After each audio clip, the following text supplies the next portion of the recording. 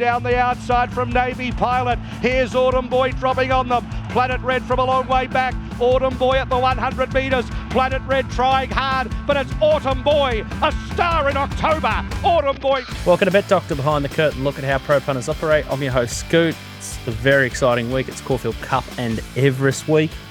Johnny's with me. He's had a haircut. He's looking fresh. I don't have a haircut. I had a haircut for 3 weeks, mate. Looking good. Caulfield Cup and Everest. Yeah, beautiful. That's it. That's what we've got. Nico Noonan, sharp as.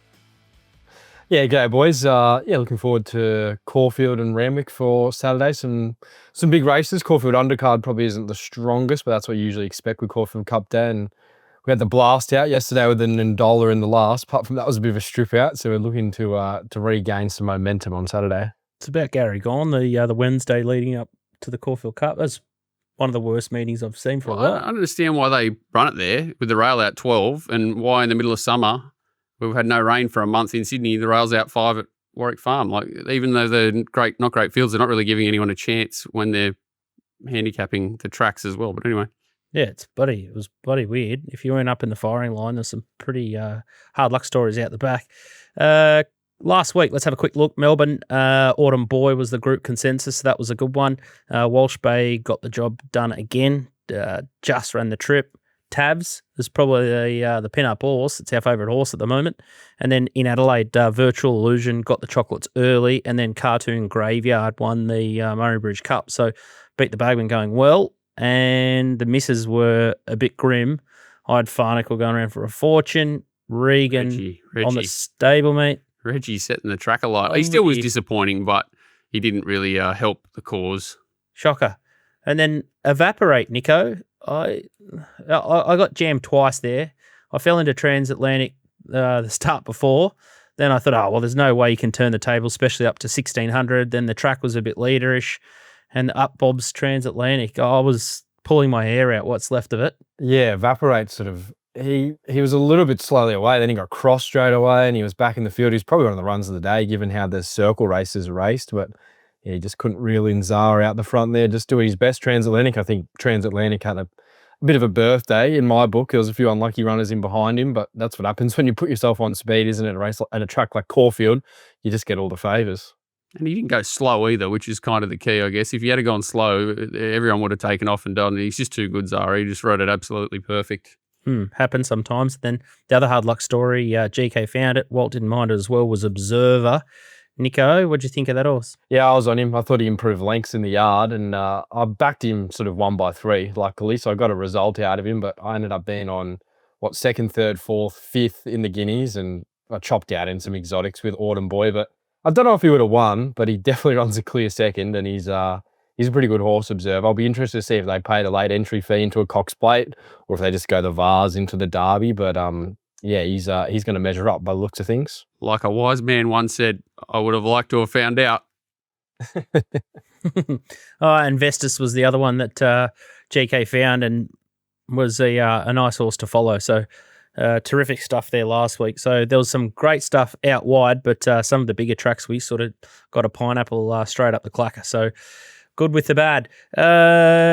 Couple of questions. Nepotism, I was a little bit surprised that they're going to Cox Plate. I thought Spring Champ. What do you think, Nico, looking at him in the yard? Yeah, he's not the biggest horse. He's not that imposing. None of those 3-year-olds really are, to be honest. Thought Autumn Boy, Observer were probably the two best types. I think they'd go to the Cox Plate. He didn't have a lot of luck. He sort of was, I think he was quickest of the race, 6 of the 200, and then was a bit held up. He's sort of like, he was run those races previously where he wasn't given any chance either. So I don't think we've really seen how good he is. I think they'll roll the dice in the Cox Plate. Sounds like it's going to be a small field, the Cox Plate, maybe 8 or 9 runners the way it's trending. So I think they probably roll the dice there. He'd probably just win the Spring Champion, but I reckon he'll be in the Cox Plate. Little trumpet, Globe from the yard. You found it in the 3 or 4 horse race. Can't remember. It was a very small field also. Yard perspective, how much left in the tank? Cox Plate. Stranger things have happened? Not much left, not anything left in the tank. It's just about preserving him and keeping him in the right sort of headspace and how he was last Saturday. He looked outstanding there at Caulfield. I think Treasure of the Moment's a real jury out where she's at off that run. Buckaroo, while he didn't back up in the Caulfield Cup, he looks sort of cast from that point of view. You know, queries on sort of Via Sistina where she's at. So apart from Sedilius, there's a few queries around, him and Antino, probably the two that you go in giving big ticks to, and then there's a few queries around the rest of them. So it's going to be an intriguing race next week. Globe and nepotism in the Cox Plate. They're going to be making up the numbers, aren't they? But Realistically, they should be, but they may not be. Because like even Sir Dilly, like, and I love him. He's number one. That's not his race. Like, far out. He's just winning these races because he's a bit too tough and he's in the right spot. And even Antino, like, man. Anyway, hope it's a great contest. There for the taking. Not much news around the grounds. Someone sent in that they wanted to talk about T. Clark on Rotagalia yesterday at Warwick Farm. I thought it was a bit of a victim of circumstances. The horse slowly away.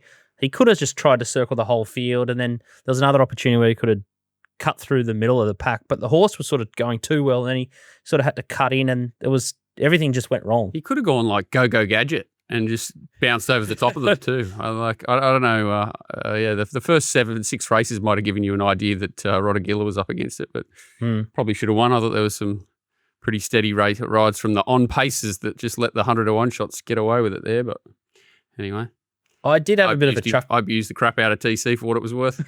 Regardless, little drive-by. I thought it was a bit of a chuckle that I just had News Central on in the background 5 to 8 while I was watching or waiting for the other races to sort of come on, and I thought it was quite classic that they made mention of this fake racing journo account from Twitter and gave it the airtime for all the stories that have been coming out about futures and where horses are going. I thought it was pretty silly to give the account airtime and on sort of a major channel and mainstream. And then I think the same account changed his name to G Hall and pushed out the rumour for Kaying Rising, which set off all that drama on Sunday with the market pushing from, say, like $1.80 or $2.60 on the exchange and then coming all the way back in. But does it not highlight the actual lack of actual content from these people that are supposed to be providing it? Like some do, some, especially down south, they tend to be on top of the ball, but like RaceNet's number one story about the Everest this week is about Carly Electric. Like it's a battle when that's the angles they're finding, and you can see why people, whether it's through boredom or just wanting to make up the spoof account. Yeah. It's ridiculous, and they get much more attention. It's crazy. It seems to, I guess since Bensley sort of left the Sydney arena, it's sort of just gone dead, all that sort of news. And luckily guys like Trav and there's a few guys down in Victoria that seem to really hunt that news, but it seems to be a bit of a lost art in New South Wales. Doesn't exist. Yeah, that's weird. So there's an opportunity there for someone out there if you got a good wants to be the news hound. You got a big pickup line, there's 10K there for you. Oh, gee.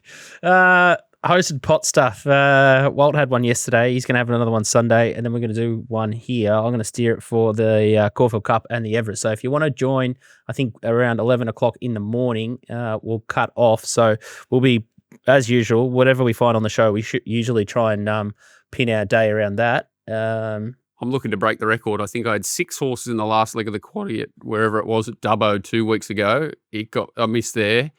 Then I had 5 or 6 in the last leg at Canamble last week, missed there. And then I had 5 in the last leg at Warwick Farm. Yes, I didn't have a place getter. So I'm trying to break records. So I'm looking to see how many we can get live. I'm going to go field and see if we can miss it. Oh, yeah. We've had I've been back in so many seconds and thirds, as I sort of mentioned earlier. So it's definitely frustrating, but I'm sure things will turn around because not really changing process. I think process is okay, but just need the marbles to fall in the right area. Having a look at the weather around the country, there's sprinkles of rain, but nothing serious anywhere. It was early reported it was going to be a big rain bomb in Sydney on Friday, but luckily it's moved on. Nico's going to do Caulfield Cup Day. You got Everest at Randwick. I've only got one, which could be triggering for some people up at Eagle Farm, but I went through the whole Eagle Farm card, and some of those races are so tricky. And then Shane Adair, who tipped 2 last week, has got the week off. So having a look at his first, he's going race 4 at Morphettville, number 4, which is Guru Warrior. It's opened up a 2.15 favourite at Ladbrokes. And this is a tricky one. I've only had a quick look at the race, but Vella's Machine is a really dangerous runner here at 4.40. So I'm not saying it's over the line, this horse, but I'm wary. I don't know much about Paul Kumis. You might know, Nico. Yeah, he's got a few horses that are sort of going well at the moment. Val's Machine's the best of them, and he got a long way back there last week at Bendigo, so he's on the quick backup. Prior to that, he was strong home behind Observer and Belmont Gangster at Sandown. He's got a lot of talent, Val's Machine. Yeah. Is it at the Parks track? That'd probably be a way for him. The normal track's probably better suited for him. He's just a get-back sort of run-on horse that's going to need a lot in his favour, but he does have a bit of talent. Yeah, I think it's a scary one. And then I sort of like this other bet a little bit better. It's race 8, number 4, and it's called Shady Thinker. Again, the top 2 in the market. Look, the Zuna looks the danger from the Stokes yard, but first up, this horse looks ready to fire, Shady Thinker. So for the best bets reel that I usually put out on Thursday afternoons, I'll be probably nominating Shady Thinker to be the tip there. Last week we got 3 out of 4. I just try and cherry pick the best bet. So make sure you check that out on our YouTube reels as well. If you just want a quick snapshot of me summing up the show, let's have a look at Caulfield and move into the main event and the main action. Caulfield Rail 3, Nico, after the 12 yesterday. How do you think the track will play? Well, we got like 30 degrees today here in Melbourne, which is the first time probably since this time about last year. So it's hot conditions, it's windy as well, and the track was probably closer to, a good 3, maybe even drier than that across yesterday and the weekend. So, circle races last week, it was really hard to run on and make ground. The shoot was a little bit different. The wind's a bit different on Saturday, but I'll be thinking they're probably going to struggle to get a heap of water on with the wind. They're probably going to have to water it, and given that, I'd sort of think it's on speed again. Real typical sort of Caulfield over the last, 20 years where it's big advantage to be on speed around the circle. How does that make you feel, John? You love finding horses on speed? Dumpster fire. What is it? Yeah. North Warrnambool. Oh, yeah, this joint. Yeah, and then the fence goes off when you go plough into the on paces at Caulfield. Yeah, it can fall apart late, which is treacherous. Anyway, let's have a look at race 3. It's the Group 3 Schweppes Ethereal Stakes over 2,000 metres. Just a Journey, $2.45 favourite. Spicy Lou, $6.50. Yum, $7. After Summer, 9. Just Kick, 10. Grand Omaha is $14. And you've got Future Frankie, 15. Couple of replays we're going to have a look at here. Let's have a look at the favourite first. Just a Journey, Nico. It's out there leading in the black and fluoro yellow. Stepping to 2,000 at $2.45. Scary. That'd be my only query. There's a few fillies here that really look like they want 2,000. I found Get a Good Feeling the winner in this race, and she was off a maiden. You got Maiden Call. Take note of her in one of the replays we're going to look at. So these fillies aren't much good. That's the bottom line with them. I think Just a Journey is going to get the right run for how the track might play, and she's pretty consistent. But every fillies race we've had so far, there's been pretty much a different winner, a different form line in every race. So they're not much good, and I was sort of looking for one that's really going to appreciate 2,000 metres. This could be it. Arizona Luck in the next replay in the wild colours. So it's in the grey and the pink behind the red horse there, and you've got Ole Dancer coming right down the outside. You got Ferevia, which we've sort of been on the right and the wrong side of all prep. But thoughts? Yeah, well, Maiden Call's to her outside in the white, sort of like nearly reverse file-up colours there, and we saw her in the Manifold replay. They crossed the line together. The Manifold, horses are well in contention here. That's sort of 1,000 guineas lead up with Ole Dancer and the first sort of 3 or 4 heading that way. And here's Arizona Luck coming to this race. She has run since that race and went to Ballarat, got out the back in a slowly run race. She was beaten 8 lengths, but she was like 20 lengths off the leader. She whips home in the fastest last 200 of the race. It was just a run of a horse that probably wants further. I was more happy to mark her for what she did 2 runs prior to that. Her win at Hamilton was outrageous. Looked like she couldn't win. And then the last 100, she just picked them up. She's closely related to Fioronte on her dam side. Aztec States, I think, her half-brother, who's pretty handy sort of Saturday horse for Lindsay Park. And it's just all stayers. So she's got the right platform. She looks like she wants the ground. And if you just take that line between Maiden Call, where she crosses the line with her, that horse runs 3rd in the Manifold. The favourite's 240 off the similar form line, and she's 50 to 1. Like, it just made no sense to me. So I was happy to have a good sort of crack the place more than anything, but something to win. But I think in these 3-year-old races, you can go looking for one at a bit of a price, and she is definitely one that can run well. Little 1x3 man you've turned into, Nico. Well, those sort of odds you got to be. I think she's a better chance to run a place than a win, but you got to have something on the nose. Walt, have you sunk your teeth into any of these or not? I'm still trying to work out. I found Get a Good Feeling in the 2 maidens it got beat in, where it had every possible chance and went like a dromedary, and then it got knocked over, flattened, and picked up and looked like Winks there against. So either that form's despicably horrific or it just found 10 lengths overnight. But yeah, I think the angle is trying to find value. Just Kick, Grand Omar look like they're drawn the right spot, and probably they've got upside. Future Frankie upside. That Marusu Urju came out of the Colts race, which looks like it's better than the fillies, but it draws to give him a big start from an outside draw. So I'd be going wider. So yeah, Nico definitely not knocking a 50-1 chance, but yeah, all that Spicy Lou Yum, Just a Journey looks very wishy-washy, even though they're going to find probably good spots. It's just a horrible race. I reckon there'll be 10 across the track here, like that race we just watched. Yeah, I think starting point for me is just to take on Just a Journey. I haven't gone super deep, but I looked at that price and thought that's yucky and I don't want to touch it at all. So could be one to scout wide and on the similar page to the boys. Let's have a look at 1,000 Guineas. So similar form lines here. It's race 7. It's a Group 1. It's back into its traditional spot. Apocalyptic 205. Ole Dancer. That was the horse that we loaded up last start and they snagged it. 550. Get a Good Feeling. The horse John has just referenced $11. Karinska 12. Farivia 13. Mating Call 17. You got Salty Pearl 19. Let's have a look at the replay of Apocalyptic. And it's in the red, the My Racehorse, got 1 million owners.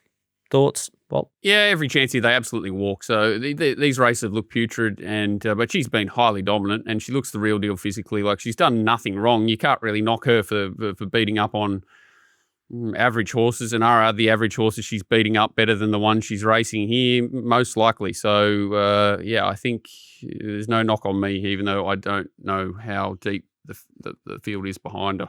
We spoke about this Ole Dancer last week, Nico, but sort of said that Blake had to go that far back. I didn't think he really had to go that far back, but as you said, you can tie the form in with Mating Call. I thought in the yard she got really worked up, was the most sort of toey I'd seen her, and I reckon that has had an impact on how he rode her and just trying to get her to settle in the early stages. If she's more relaxed, sort of pre-race, I reckon they might use her up a little bit more early, and she sort of does get the run to do so here. I think she probably just looks to get on the back of Apocalyptic, who, as Walt said, is coming out of some very slow run races. Last start, like 14, 15 lengths below class average to the 600. It wasn't really a true test of her stamina at a mile.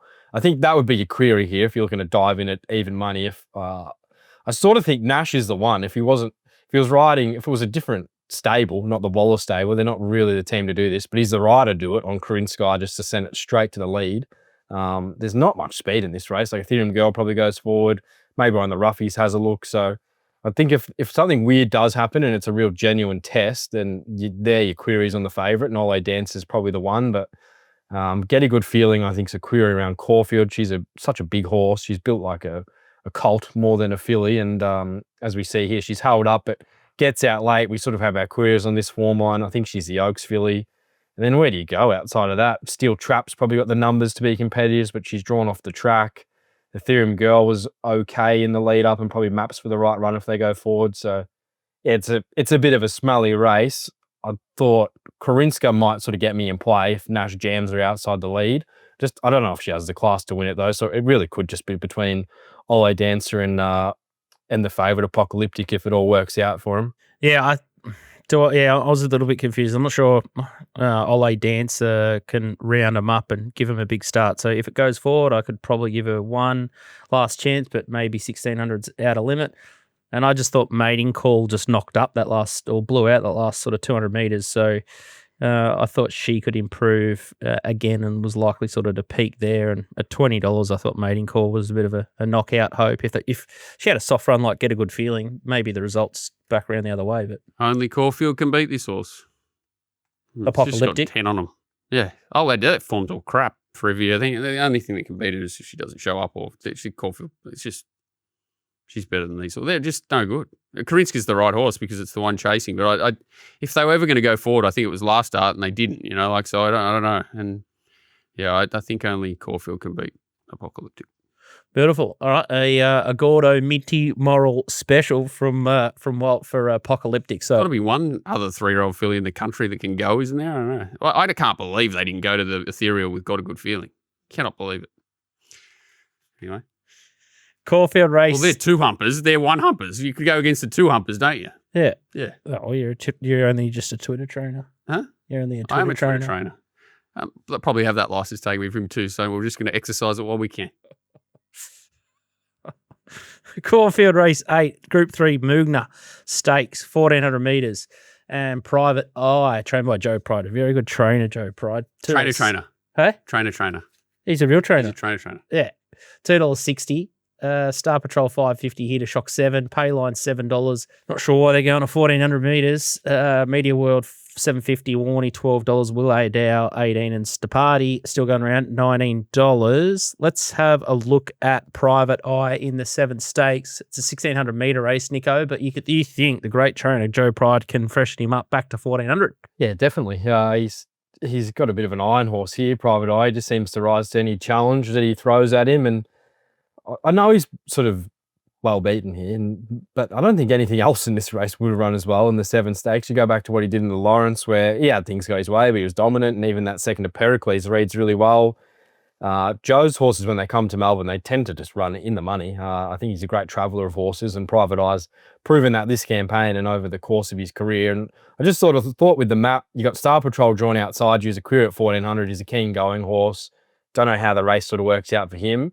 Here to Shock, where's he at? I think Willowdale pushes forward. Media World might sort of tag them, and then Private Eye, if they're not going fast, you can probably roll across. If they do look like they're kicking up a little bit, you can be 2 pairs back, hopefully 1 off, and he's just the best horse in the race. He likes the sort of distance range. He's good on fast tracks, which I think he'll be. So, yeah, on a day where you could probably go looking for a few of these $3 chances, him, a Bounding's probably another one you could probably have a bit of a stab at in the last. I thought he's the class horse, and the race probably sets up quite well for him. You can just have a bit of a look at the speed early and slot in where he wants to. So, yeah, I was sort of at around, what is he now, 260. It was $3.10 last night, so there's been a bit of a push there. But, yeah, I thought he's probably the most likely winner on the card. Yeah, Joe. I think Joe's the right man to, in all seriousness, Joe's the right man to get him back to that 1,400.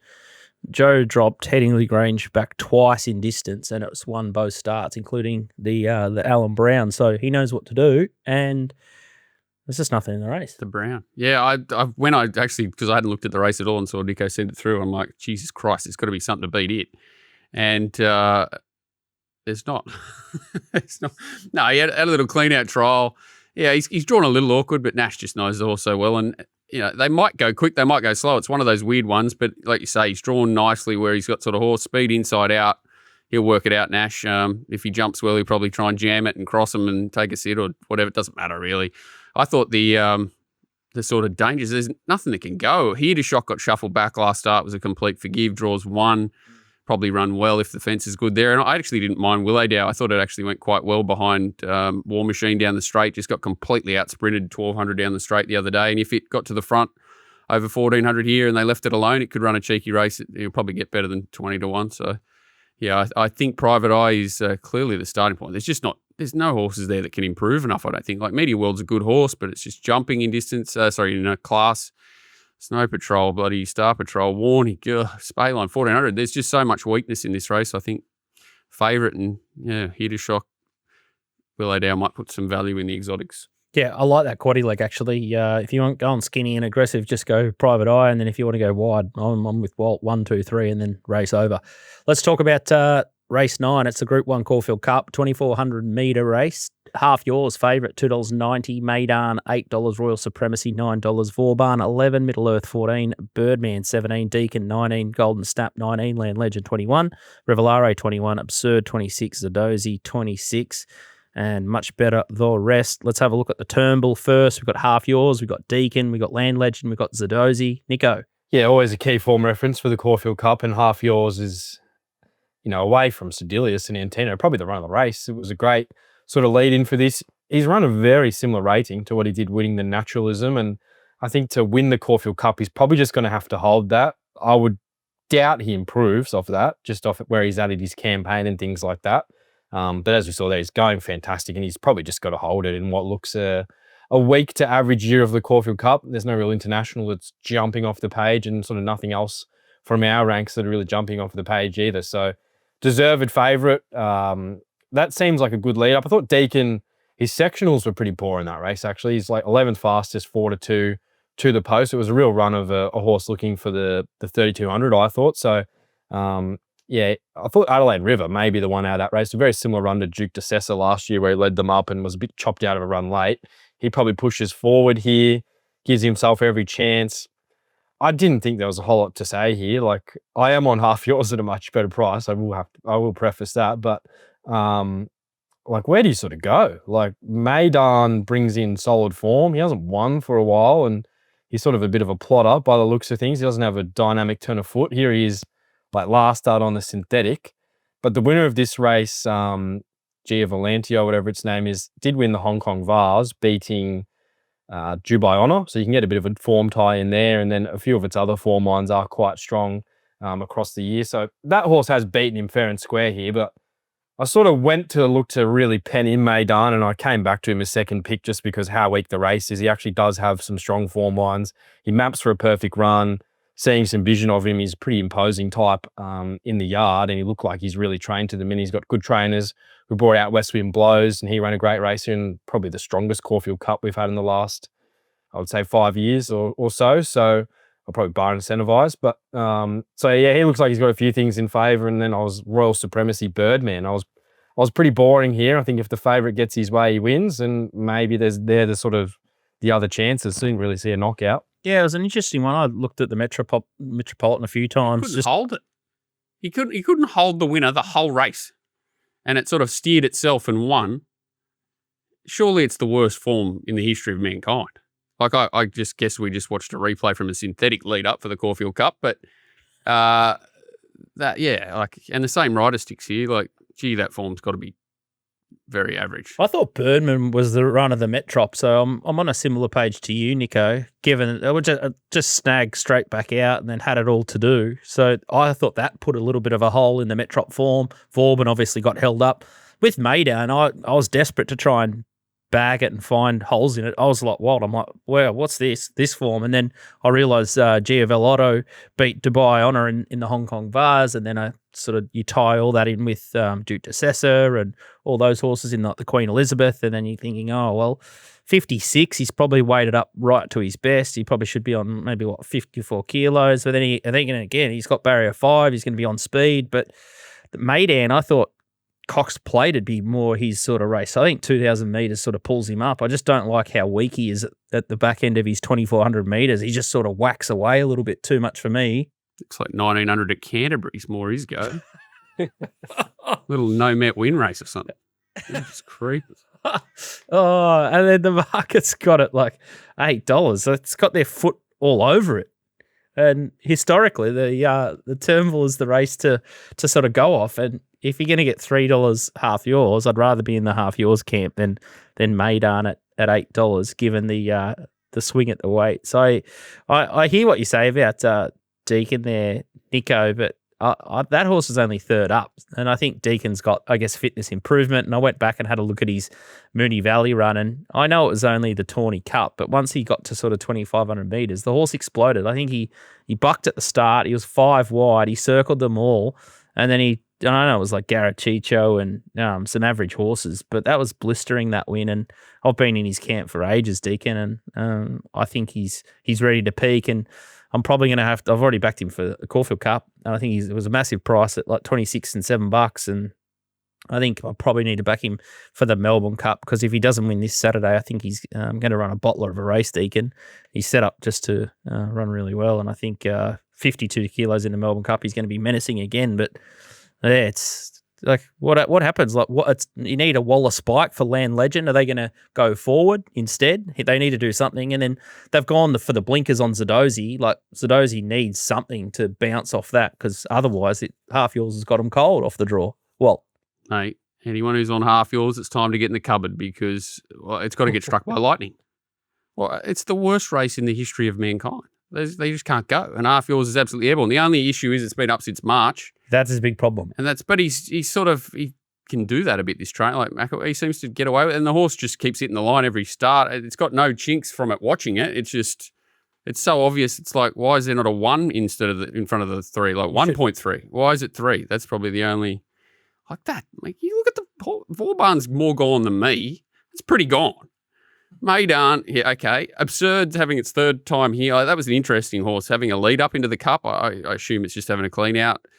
Land Legend, we've talked about. It's just that they can't spoil the whole prep trying to win this race. They're trying to get it to one race and run well. Zardozi's been gone even longer than me. Adelaide River, I agree with Nico. It just went way too slow in the Turnbull, and it can improve. It was going really well before this, but it needs a fast run race. Your horse Deacon, we're thereabouts, but you just like Revelare went like a 5-humper last start. Golden Snap looks like one of the worst Japanese horses I've ever seen bring out here. It's just handed on a platter. So, yeah, good luck to Nico. I'm on a lot smaller than the boys and was a lot later to the party. But, I think you can't be unhappy with the position you're in. That's all I'd say. And only the Spa can get in the way. Yeah, I tried really hard to find Golden Snap, but the barrier draw just cruels its chances. And I think it only has to run, top 6 or top 8 to guarantee a start in the Melbourne Cup. So I can't see that they'll be trying to bust it up early. They put the Japanese rider on too from out there. It's just so hard, isn't it? Like, where's it going to be? Where's it going to be around this joint first time with a rider that's probably never ridden around? It's tough. The one that is a little bit dangerous is probably Middle Earth. Like, he has to show something, but he does have some good overseas form. They've set him for one race. You probably got the best rider in the race, was Zara. So he was probably the one I was like, oh, he's a little bit scary. Like, if he actually shows up, because he bombed the start in the Turnbull and then sort of was okay late. I think he's the one that actually has a bit of form lines around him through the Underwood and the Turnbull. But again, they haven't missed him. Like, I thought he'd be 20s or 30s, not 13s or 14s. I dead set reckon it's a miler. Middle Earth. I don't think it runs 2,000. Let alone 25. I don't know what they doubt here. I'd reckon it's a dead set good miler. It seems like a fresh miler. Anyway, it's weird. That Australian Cup prelude run was a really slow run race, and he just ripped home. So he honestly could be. Yeah, well, he's still got him in the Cox Plate. A Cox Plate. Well, yeah, who knows? Framey's horse might back up out of the maiden at Eagle Farm on Saturday and lob in the Cox Plate. We'll get to Eagle Farm in a minute. All right, so yeah, it looks like we're pretty chips in, nearly half yours. In terms of price, will the on-course bookies and other bookies on the day, will they get to $3, or is this just going to be a cave job if a few favourites hit the line early, Nico? I'm not too sure. Like, I thought with Walt, I thought he'd be short already. Like, he's been 245 out to 290 for what? Like, for drawing barrier 2. Like, in a race where we're sort of poking holes and everything else. So, and he's got a bad turn of foot. He's got a turn of foot. So yeah, he should be shorter, but it's just whether the market really grabs hold of him. Maybe they don't because of, like, it's not like it's Waller and D Lane in a grand final, from their point of view and their stats and his ratings. He probably has no improvement from that point of view. Like, I doubt they got him going much better than a Turnbull. So maybe that sort of just holds $283 and sort of $220. What are they going to back? That's the problem. And the only actually, sorry, I didn't even mention. Why is Valiant King $26? They come after it's just gapped all those. Like, that was the only truly run lead up. If they happen to go hard here, that's the only horse I thought looked silly odds at $26. Like, it went like a rocket last start. It had all the favours. Jamie went 73 above, but yeah, I can't find a horse they're going to back to firm. Yeah, I think Jamie Carr would have been wrapped in a big sigh of relief. Barrier 2 is just absolutely perfect. So yeah, all the main chances have drawn exceptionally well. Was Gilded thinking supposed to go to this race? Gilded Water, whatever it's called. No, I think he's all geared around getting to the Cup. I don't know if he probably would have nearly got in off his rating, but I don't think he probably would have. So I don't know if they really had a big option, but he's probably still lying in his box after how fast he went the other day. He's probably going to be maybe Geelong Cup next week, or even Bendigo Cup might be his race. I think Geelong might be his go. Be perfect for him. Cups trial yesterday. What was it? I think in the last, was it Nico, the second last? The thing of O'Shea's little quietness country Cups trial. Mm-hmm. Yep. Nico, all right. So we'll get the final word from you, Nico, 3 to 5 minutes from the yard. So make sure you check out Nico's yard on Twitter or jump into his DMs, and he'll help you out, and he'll know you. He'll help you stake and give his assessments late doors with some staking advice just before they jump. So make sure you check that one on Nico's yard. Walt, let's have a look at Everest up in Sydney and track. How do you think it'll play? It's Sydney has been playing. Is that the $1 million question? Well, yeah, they just seem bereft or hard against adjusting the ratings. They're putting up sort of good 4 and leaving it, where the track speeds are throwing up, say, 2.5s, and it's being very roady. They've been good 4s. What are you trying to say? They rate the track record at Warwick Farm yesterday, but it was a good 4. Why? There's a massive shift. I don't understand why, because usually it's overwatered, and now there's a propensity to have rock hard tracks. Well, why don't you ask the Transparency Committee? Get no answers. Your answer might be the favourite in the big race. That might be your answer. But that's it. Who's got the hand on the tap this week? Uncle Chris or Mr. World Tote? It's a big decision, but yeah. Anyway, it was soft yesterday or today, so 7 or 8 mils predicted tomorrow still. You'd think they'd stay away from it and let nature take its course, and hopefully it is a 3 or a 4 or whatever. I may have slid into Walt's DMs a couple of days ago with that exact same line of thinking, Nico, that you've just raised, and thought there's a reason why, and they're just prepping us for a road to help Ka Ying get across the line. It's a much better story for the Everest if Ka Ying Rising wins. Yeah, probably, but I don't think they think that far ahead.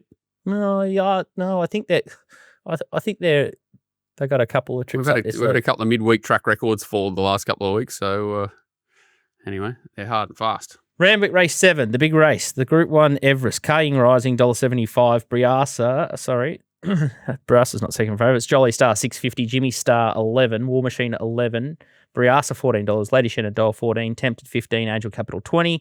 And then you got Overpass, $51. Magic Time, $67. And hundreds or better the rest. Wow. Some massive prices at the back end of this field. Let's have a look at the replays. The first one is Ka Ying Rising. This is his first win, and wow, this is dominant for 2 reasons. He missed the kick at the start, had to muster early, and then in his usual racing pattern, just sits behind the bunny and race sort of over within sort of 50, 100 metres. And just look at how soft Zach is on the line. And I think that's the thing that blows my mind. He's running all this time and he's doing it so effortlessly. And here's this fast trial. There's not often Randwick 1,000-metre trials, but they went pretty quick here this day, and all these horses except for Overpass are sort of into their preparation. Ka Ying on the outside in the blue and yellow again, and then you got Linebacker, you got Jolly Star back there. If anything, I think Zach went too slow, but you didn't love this trial, Walt.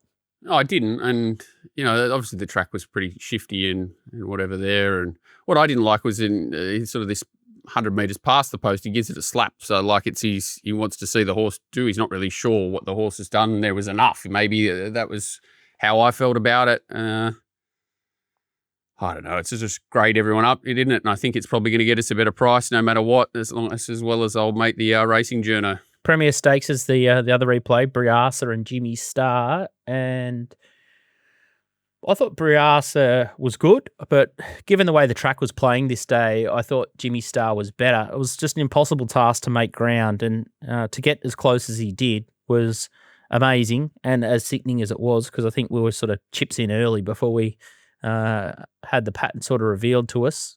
He went good, the grey. I'd have that bet every day of the week. What was it, $4.20 versus $1.80 at the time when we were taking it? And I think Briassa's just had the absolute Christmas picnic and everything thrown into one.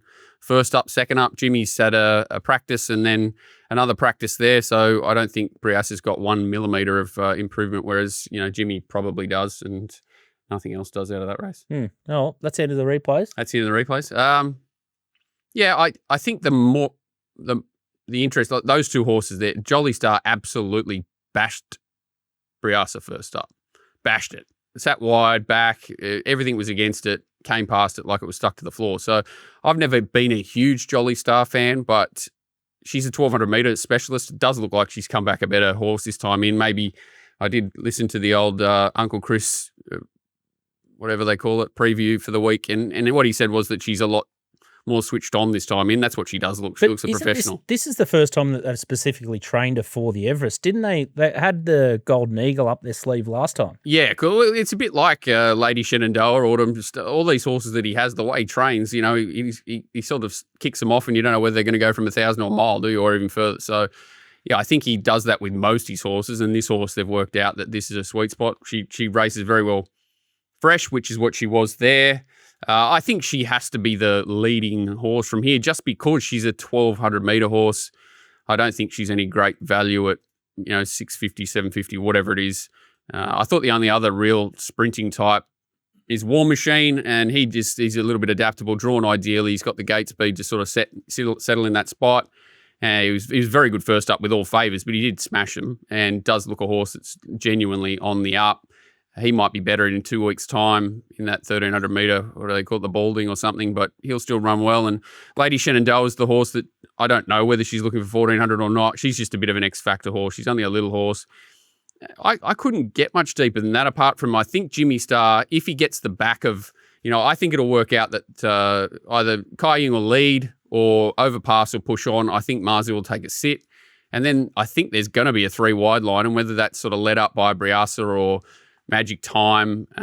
If Jimmy doesn't snag like he has the last two, like an absolute embarrassment, and tries to get the back of one of them and settle sort of 4 lengths from the leader, I think he's dangerous, and I think you'll get a big price.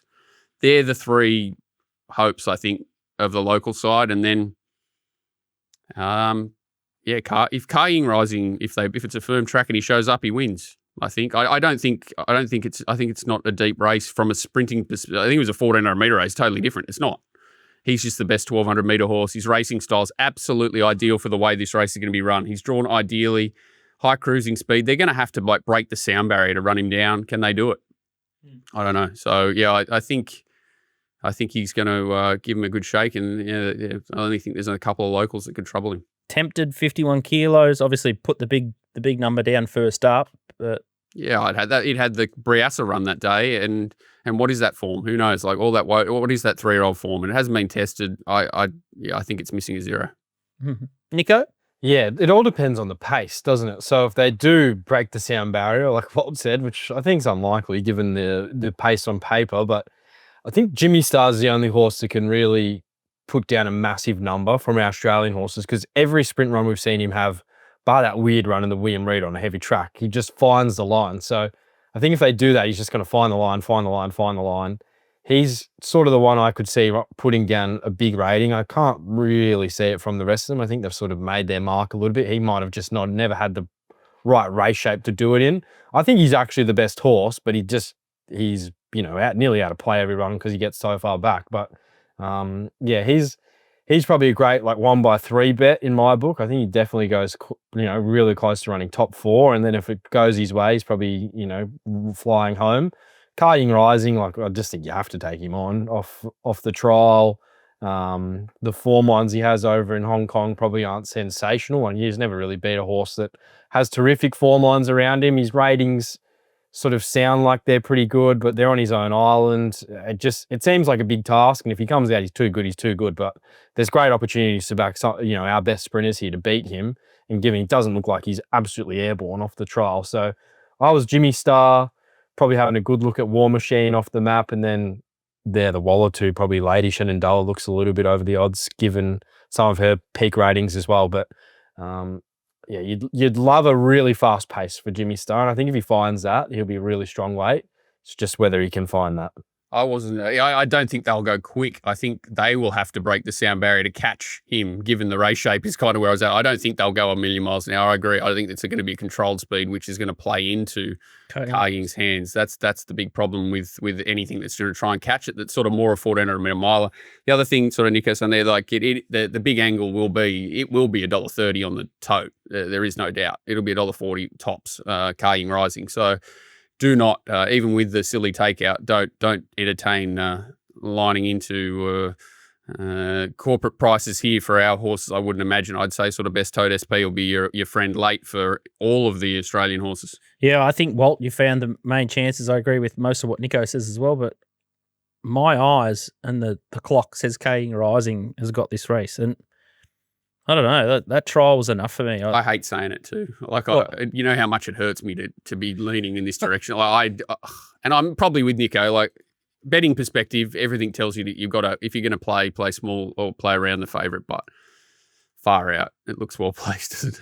I just think just the ease of how well he wins, and then I think he's thrived since he's got here, and that's why he's a little bit fat, and it's taken him to the 10th or 11th hour to sort of just knock that pudding off him. But he is second up, and geez, he's come back enormous. Like he dropped a massive number in that race a month ago, as you saw, and we'll post the link for the replay because he missed the kick. Like I think that's bad luck has to beat this horse. I think he needs to find lots of bad luck. He needs to miss the start, or a horse needs to sort of knock him over. Like.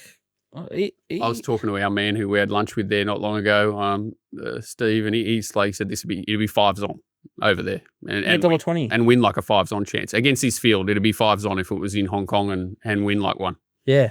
So yeah, anything over $1.50, I think it's a gift. Oh, it is. I think it. I think it is. Last leg multis. If we're in the pot and we've got some money, I'll be trying to last leg Ka Ying Rising. So if you want to back Ka Ying Rising, we'll be in the pot cheering for it. But yeah, and I'm Mr. Jimmy Star. I love Jimmy Star. I absolutely love him. But and the other option is obviously I think because they're so close in the market, there will be favourite out markets. If you want to less grey yourself up and back a local, there'll probably be some value there. Like War Machine, Jimmy Star are probably not bad odds with the favourite out, and Jolly Star's probably the one to beat, but she'll be very short in that market. Great point. Yeah, that's a great way. Just back 2 winners, back Ka Ying to beat them all, and then back Jimmy to beat the rest of them. I reckon it's great. But yeah, I do worry about Jolly Star, and I think that's a real pertinent point that you made. And the penny sort of dropped for me there because they did sort of half stuff her last year in this race, and she probably was pretty unlucky. I think she ran up all their backsides, but this is a completely different race. But that win first up was like brutally dominant over Riasa. Yeah, and that's the thing that's the hard part about Ka Ying, Jolly Star, and Jimmy. Bone dry is just right up their alley. This is just the perfect scenario for them. So yeah, it is a great race, and I know that we're I'm pretty critical of Racing New South Wales, but this is the one race that they do well. But yeah, the wastage across all the rest of the races. $3 million for the Sydney Stakes, which is that's the thing that drives me nuts. But the Everest's been a great thing for racing Australia wide. So I think they've done a great job with it. Race 8 is the next one. It's the Group 3. It's the Silver Eagle, and Linebacker's favourite here. No surprises after that trial with the good horses. $3.50, Sabage $6, Gerringong. It's been on the road a bit. $6.50, Mayfair $8, Lord Penman $9.50, Imperial Force $15, and then Shangri-La Spring at $17. Snowy May $17. Let's have a look at a couple of the replays. Linebacker. This is him last start in the Pericles race. Walt? Yeah, he's been set a few tasks, this horse. I've been waiting for the rider to get the flick and put on a bit of a stronger rider because I think this horse is desperate for it, but hasn't been forthcoming. He was okay here. He was pretty solid. We were pretty keen on him, but he did get stuck sort of with a task there, and Pericles has come out and run well. Obviously, Private Eye's pretty solid form. It was a good clean out run, and we have seen it trial here very well since. But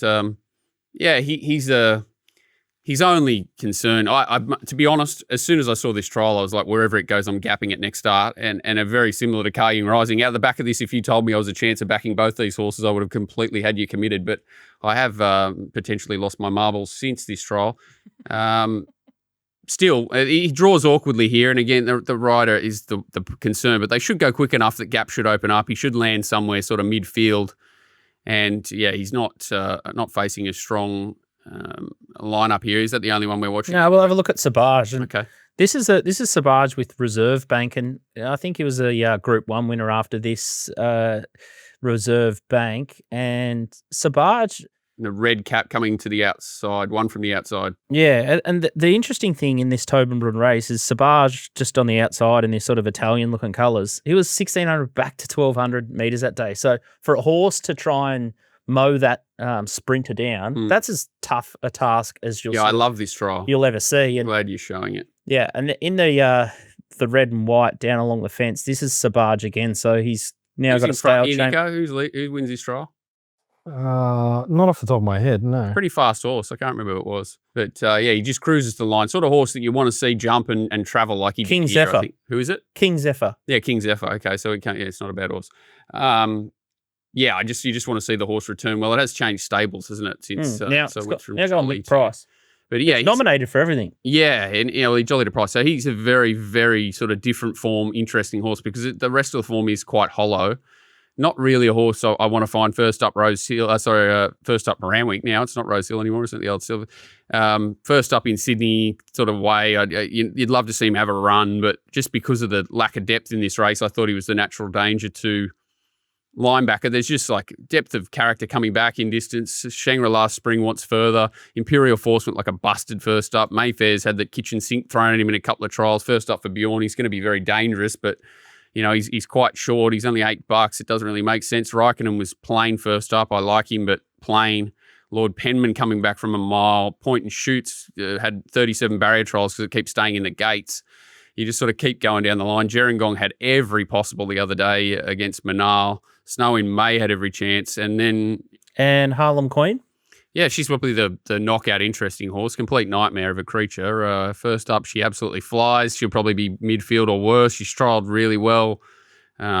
She seems to like loom up and then sort of peak every time, like, next time. She's a creature, but you probably get double figure odds here. And I think she's definitely, sort of left field form and worth including, because I think, sort of that's what we're looking at. Sabaj and Harlan Queen is the dangers to linebacker. The rest are really quite exposed, apart from Mayfair, who looks short enough first up for Uncle Bjorn. Depth of character. Interesting 1,300 back fresh. I thought to try and go real wide and real alternate. What's doing? Just worried they're going barrier trial into the Golden Eagle, which would be the same for, a few of those horses that are coming back in trip and then others that are sort of heading to go in further. And yeah, I just don't think it sets up ideally that they're going to really put their balls to the wall here and have a shot at the title to win this race in particular, whereas, sort of the 1,300 metres specialists or horses sort of better mapping and better suited probably should come to the fore here, and then they'll play their part in a couple of weeks. Nico, I think this Walt adding this race to the script is just a bit of payback for all those mares races and camel races that you give him down in Melbourne, because I think this is like a Rubik's Cube, this race. It hurts my brain.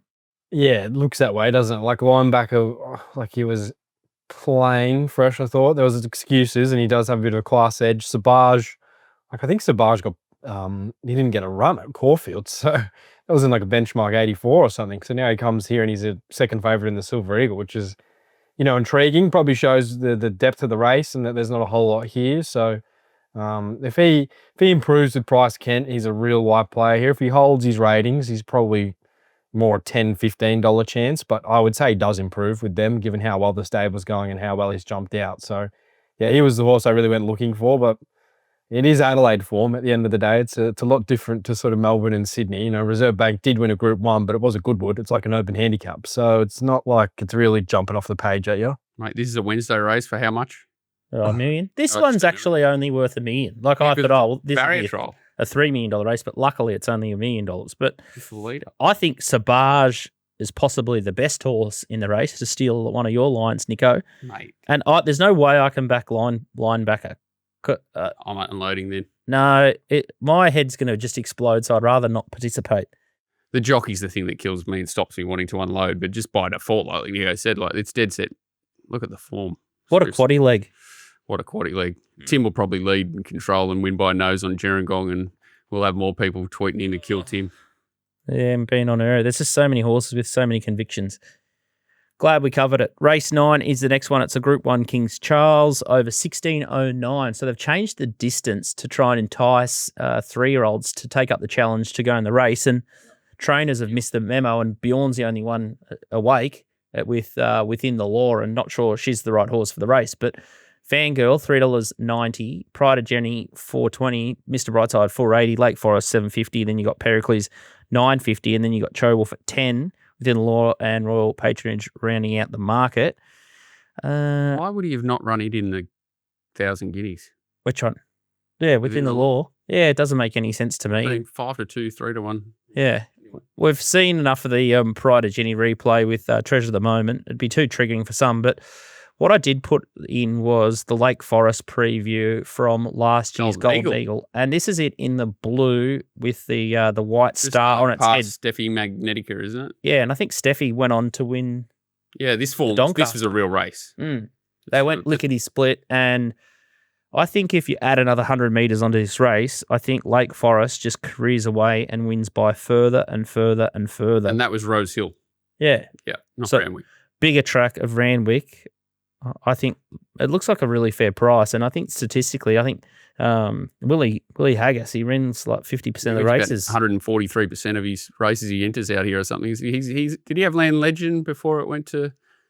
Was it the one? I can't remember. But everything he brings out, he runs well, doesn't it? These stats are more sort of Nico's go. We're trying to march on his parade. All you want is the trainers that know what horses to bring here. That's the main part, and know how to prepare him, and he's probably the king. Haggis is dynamite. Drops in and they just go bang. Yeah. I was $750. I thought it was a fair price. His lead-up run was excellent too. It was only 56 days ago. Miles going to suit. Looks like, they're going to go quick, aren't they? Pride of Jenny will definitely roll. She never goes slow. It's just a matter of how well they control her idling speed out in front. He did a very good job last start, whether he's got the same horse under him and can do the same thing here. Any more replays? No, I've kept it thin, but Pericles, can he jump back out of the ground and troll us? He's going to get the right run. He and Royal Patronage land in the absolute perfect spot. I thought Royal Patronage, even though it was plain first up, it could get to a silly price here and goes in exotics, because I think it and Pericles do get the right run. Mr. Brightside's probably the form horse, but he's got the hardest gate to overcome. It's very hard to come from a gate outside of Pride of Jenny, and unless he sort of lands like in a slipstreaming spot right behind her or something like that, which is probably a chance of happening. I don't think Timmy will be pushing on Royal Patronage to sort of grab that spot, or Pericles, so that spot might be up for grabs. He'll run well. Fangirl's drawn horrifically to have to be back and wide, and that's always like she's definitely a slow tempo sort of horse. Having to come from back and wide and run down Pride of Jenny I don't think is her go. So yeah, I think that's why I came into Lake Forest more and more, is because he's just going to get that quiet run back on the inside, do no work. If they just overspend, I think he's going to sustain a run a lot more. And then, I thought the next chances where you Pier, I thought went fine in the Epsom second up. It's going to peak third up here from Soft Gate, Royal Patronage and Pericles. They're the horses I thought looked the danger to Lake Forest. And I think Pride of Jenny will run very, very well. I'm not knocking her at all. And if she replicates that first up run, she's definitely the horse to beat. It's just, she's a Jedi mind bender, isn't she? She's just so tough to work out what you're going to get. And she had such a weird prep, ran well, and then obviously treasure the moment, and then those horses look like they're completely cast. So, it's an interesting race, but I think I could come into having something on Lake Forest, definitely, and sort of Pride of Jenny and those roughies probably go in the quaddie if it's a bit of carnage. I'm happy to bet around Fangirl this time. It's going to be very interesting. If it's roadish and really dry, the market could just hemorrhage for Pride of Jenny. They love that scenario. The market, she could just start sort of 350 or less. And she was really soft first up, wasn't she? And she's just so polarizing, the horse, and she tends to go heavy one way or the other, don't they? They all sort of pile in or all pile off. So yeah, good race, but betting proposition not really too sure. But go Willie. Nico, easier one. This looks easy. Yeah, I don't think it looks the hardest race. Mr. Brightside and Fangirl, their kryptonite is Pride of Jenny, so you can pretty much pen them, I thought, from the draws. It's just whether if Lake Forest can sustain a sort of similar run off a fast tempo like Jenny's going to set up, and he was good in the Golden Eagle off a fast run race, so he's probably right in play. Che Wolf's best performance is chasing Pride of Jenny in this race last year, and if he can replicate that, well, he's a key player, gets the blinkers on. He's been looking for a fast speed. He probably has the right platform to really have that fast speed here with a few mile runs of late. I never find her and I never really back her, but I thought she's pretty backable here, Jenny. You've got two horses that hate chasing her and drawn poorly. Lake Forest is a query, and then where do you go? It's all the B graders. Sia Wolf, Tom Kitten, Pericles, Pierre. Like if Jenny holds her form, I think she wins. Don't disagree. GK bracket bet. He loves a bracket bet, GK. Pride of Jenny and then Lake Forest. Back two of them and blend. Huh? Blended bet. Blended bet. Blended bet at Ladbrokes. Could be a nice little blend. Yeah, I'd be interested in what price we get. Actually, when I looked at it, I thought they might have made a bigger mistake. Be some effort. If Che Wolf's now going for his full start at a if it wins, and Uncle Joe said he's kept the blinkers up the sleeve after it looks like it's been going only fair. If it comes out and wins this with the blinkers on that he's been keeping up the sleeve, he is David Copperfield, and I will hand in my Twitter trainer license. That's what I was looking for. It'll be one of his greatest ever training performances. It will, and I agree with Nico. You look, this is his chance. Like he's drawn low. He'll be there with Lake Forest. Just hope Lake Forest doesn't give him windburn on the way past. Yeah, hopefully he's drinking red on Saturday night, Joey, and he's got the the bird app on. And you'll be sending him the clip too. You're a mongrel. I'll just straight into it. Hi, Joe. No, he loves the show. All right, beautiful. Pride of Jenny, Lake Forest, and Cho Wolf, the big bad wolf, might spoil the party. Fascinating contest. Chadley, what a story that'd be. Last race to preview here, and we're going up to Eagle Farm. As I said before, went up, down, in and out, had a look at a lot of them. Thought about tipping out Party for $2, $1.90, pretty easy to find. There's a bit of a danger down the bottom that didn't trial that well. Holy Racket, but I thought that was the X factor. So that's Eagle Farm race 4. Party for $2 looks hard to beat, and Holy Racket could be the fly in the ointment. But the race I'm going to have a look at here, preview-wise, is race 2. It's a Become a Member Cutest handicap over 18.10. Dashenka's favourite 330, Sevillo 440, Diversity 440, Contingency 750, and then you got Costello Grand 950 and Mr. Worthington 950. You're a mean man. Mate, I did the race before anyone in your chat room sort of spoke about it. I've just seen who's on our man's horse, and he's cracking jokes. So let's have a look at the replays. The first one is Dashenka, and this is who I think will win the race. It's in the orange and the black. The weirdest thing about this is Cody Collis had the lead, then just did a Damian Lane, sucked all the way back. This race has got about 5 or 6 winners in the race. So this is open 3-year-old form, and God, got totally lost on it, totally missed the boat, and look at it late. It just zooms to the line. So now steps up to 1,800 metres coming from that hot form race. And the dangers in the market are Diversity and Sevillo, and I'm not sure what Michael Rodd was doing on the second horse, Sevillo, but Jace McMurray pulled his pants down completely. How slow did they go? Well, they went super slow. And what I didn't really like here about this Diversity, my racehorse, he starts to get real wobbly and wonky late. So see how it starts to sort of like just run off the track there. Sign of immaturity and possibly a horse that doesn't want to go to 1,800. Sevillo may turn the tables with a better ride, but again, they've got the claim Diversity. There's no claim on Sevillo. And then I think the form's just many lengths worse than Dashenka. I think Sevillo's got 57. Dashenka might have 58 or 59. And if the jockey is awake on Dashenka, I think the $3.30 is a great bet. And it's Ben Thompson. So you got Cody Collis off. You got Ben Thompson on, 1,800 metres. I think it's lights out. It's game over. Game over, yeah. I haven't done the race, but I did do that maiden race, and it was the worst race I've ever seen. And Diversity was carved the start before, so it's not unsurprising that he improved there, and then he was gifted the race. It was a great ride.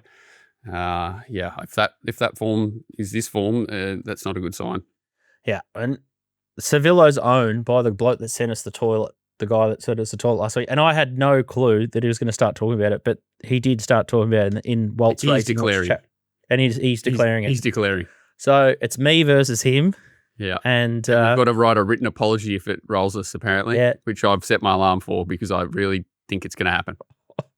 Might have to send him a box of 4X or something. Yeah.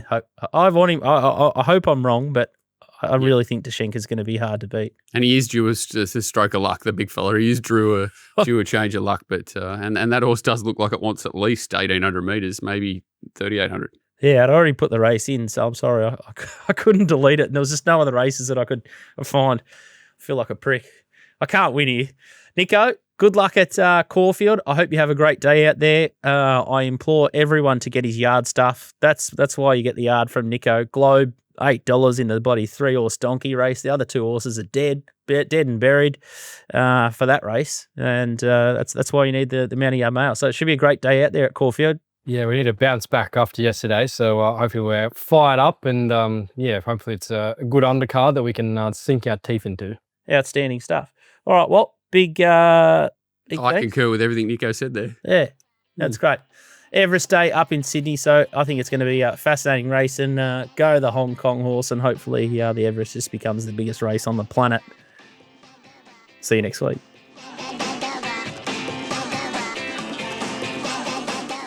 Imagine what you could be buying instead. For free and confidential support, call the number on the screen or visit the website.